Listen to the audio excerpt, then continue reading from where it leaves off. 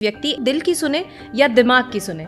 किसी भी चीज को तर्क से, लॉजिक से, कारण कार्य के सिद्धांत से, तथ्य से और प्रमाण से किसी चीज को जानना ये बहुत ज़रूरी है। अच्छी बातें बोर्ड पर लिखी हैं जैसे, ऐसे आपको याद रहेंगे, दूसरों को सुनाते रह जाओगे, आपकी ज़िंदगी में वो चीज़ें आ नहीं पाएंगी, ज़िंदगी को सजा नहीं पाओगे आप। नमस्कार, बहुत बहुत स्वागत है आप सभी का जागो विद सुधांशु जी महाराज पॉडकास्ट की एक और कड़ी में।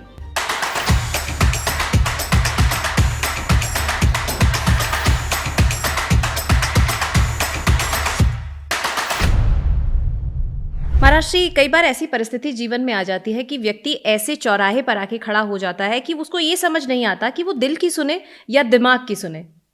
जब भी कभी ऐसी स्थिति आए कि हम दिल और दिमाग दोनों में हमें फैसला करना हो, वैसे तो देखा जाए तो आपके पास लेफ्ट ब्रेन और राइट ब्रेन, ये दो, एक भावनात्मक है और एक लॉजिकल है। जो इमोशनल ब्रेन है उसी को आप ये कहेंगे कि हम दिल की सुने या दिमाग की सुने।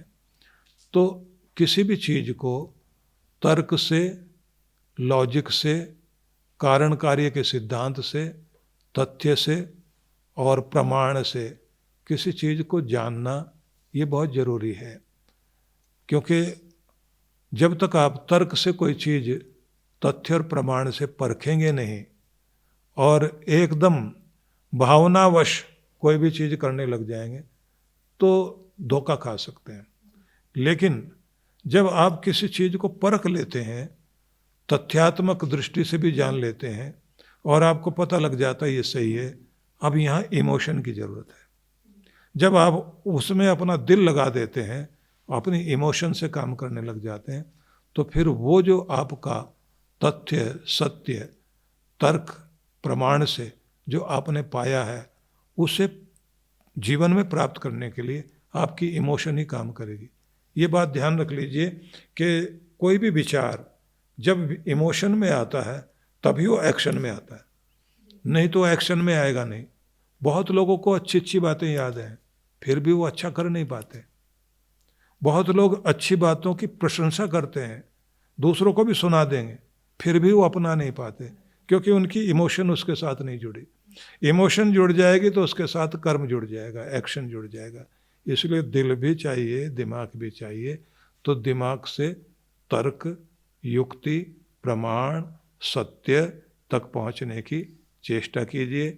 जब आप वहाँ पहुंच जाते हैं, फिर अपनी इमोशन को, अपने विश्वास को, अपनी भावना को वहाँ जोड़ें और फिर उसको एक्शन में बदलने दें, कर्म में बदलने दें।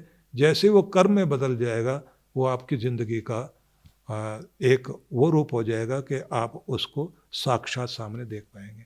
नहीं तो क्या होगा कि अच्छी बातें बोर्ड पर लिखी हैं जैसे, ऐसे आपको याद रहेंगी, दूसरों को सुनाते रह जाओगे, आपकी ज़िंदगी में वो चीज़ें आ नहीं पाएंगी, ज़िंदगी को सजा नहीं पाओगे आप। तो दर्शकों, सुंदर वाक्यों को सिर्फ पढ़िए मत, उन्हें पढ़ने तक सीमित मत रखिए, उन्हें अपने जीवन में अपनाने का प्रयास कीजिए, क्योंकि हमारा प्रयास भी यही रहता है कि हम आपके जीवन को सुंदर बना सकें। और इसमें हम सानिध्य प्राप्त करते हैं हमारे गुरुवर, हमारे महाराष्ट्री का, जिनसे हम बहुत सारे सवाल जानते हैं और महाराष्ट्री बहुत सरलता से, बहुत सादगी से हमें जीवन जीने की कला बताते हैं। तो अगर आप इन्हें अपनाएंगे तो निस्संदेह आप अपने जीवन में बहुत आगे जा सकते हैं। आप हमारा पॉडकास्ट फॉलो कर सकते हैं, अपने सवाल हम तक पहुंचा सकते हैं। फिलहाल आप सभी से इजाजत लेने के साथ साथ मैं महाराष्ट्री से भी इजाजत लेना चाहूंगी और चरण वंदन करना चाहूंगी। महाराष्ट्री, आपके चरणों में मेरा नमन और आपको बहुत बहुत धन्यवाद कि आपसे इतनी सारी चीजें हमें जानने को मिलती हैं। बहुत सारा आशीर्वाद और सभी दर्शकों को बहुत बहुत शुभकामनाएं। भगवान करे कि आप सभी की उन्नति हो और आप सभी सुखी रहें।